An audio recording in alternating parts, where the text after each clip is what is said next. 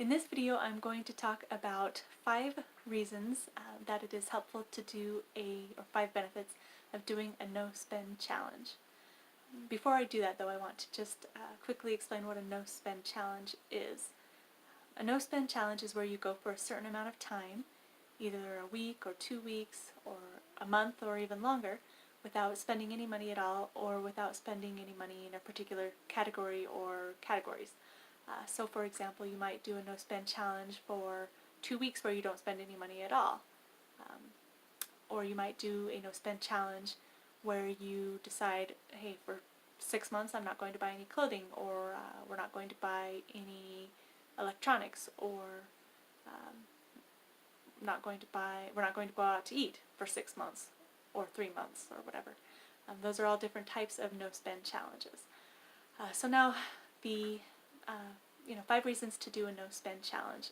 Number 1 is to be able to save a lot of money. You can save money really quickly with a no-spend challenge if you do a total no-spend challenge where you don't spend any money at all. So say for example that you want to do a no-spend challenge for a month, and you normally spend $600 on groceries, and you decide that during the no-spend challenge you're only going to spend $300 because you decide to use a lot of the food you already have on hand, and to spend less on less money on the groceries that you do buy. And that is one way you can save a lot of money. You could cut out any spending on entertainment that you might normally do, purchasing of clothing that you might normally do. You can save money on eating out money that you might normally spend. So you could save up fairly easily if you did a month-long no-spend challenge, somewhere between $500 and $1,000. That's pretty realistic. Then a second reason to do a no-spend challenge is to be able to help you change the way that you look at money, help you change the way that you think about money. So perhaps you have gone, mostly through your life without really thinking about your relationship with money, or how you spend it, or why you spend it on the things that you do. By doing a no-spend challenge, you may, for the first time, consciously think about the reasons that you spend money and what you spend them on. And then related to that, a third reason to do a no-spend challenge is to break bad habits of spending. So if you've gotten used to buying things just because you can, or because you're bored, or because you're stressed, or because you're scared, things like that, then by doing a no-spend challenge you can find healthier ways to deal with anything that you might need to, or just better ways to, better hobbies, better pastimes. So if you have become a recreational shopper, for example, and you do a no-spend challenge and you take it seriously, then you can break that habit of therapeutic or recreational shopping and replace it with other things that are not only better for your wallet, but potentially better for your waistline. So, for example, maybe you replace it with going running, spending your money. Instead of buying things, you go running, or you play racquetball, or you join a bowling league, or things like that. There are a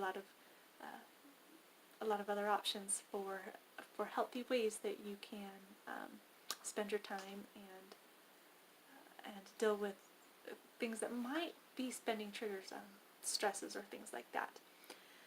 Fourth reason to do a no-spend challenge is to help you clean out your cupboards and pantry and fridge and freezer. Sometimes, I don't know about you, but we get food in our cupboards that we need to use up, or in our pantry. And a no-spend challenge, if you include food as part of that no-spend challenge, then you can use up that food because you're not buying more, or at least you're not buying as much more food. So we are actually doing a no-spend challenge right now for the month of February, and we tend to have, as a matter kind of a preparation, have a fairly full pantry and fridge and things like that, freezer, things like that. But we have been able to clean out some of that food, which has been a great thing, so that we can replace it with newer food. So that's another benefit of doing a no-spend challenge. And the fifth benefit that I'm going to talk about of doing a no-spend challenge, I'm sure there are more, is that it could potentially change your whole financial future. If by doing a no-spend challenge you kind of recalibrate, if you change permanently some of the ways you think about money and some of the ways you treat money, it could help you to not only reach financial goals, shorter term financial goals, but longer term financial goals. You could really focus on what is important to you, what your values are, what your financial values are, and it could help you to have the motivation to save toward those big financial goals, save toward retirement, save toward your children's educations, college educations, help you to stop overspending and stop living paycheck to paycheck, stop going into consumer debt. So really the benefits of doing a no-spend challenge are amazing, or are potentially amazing.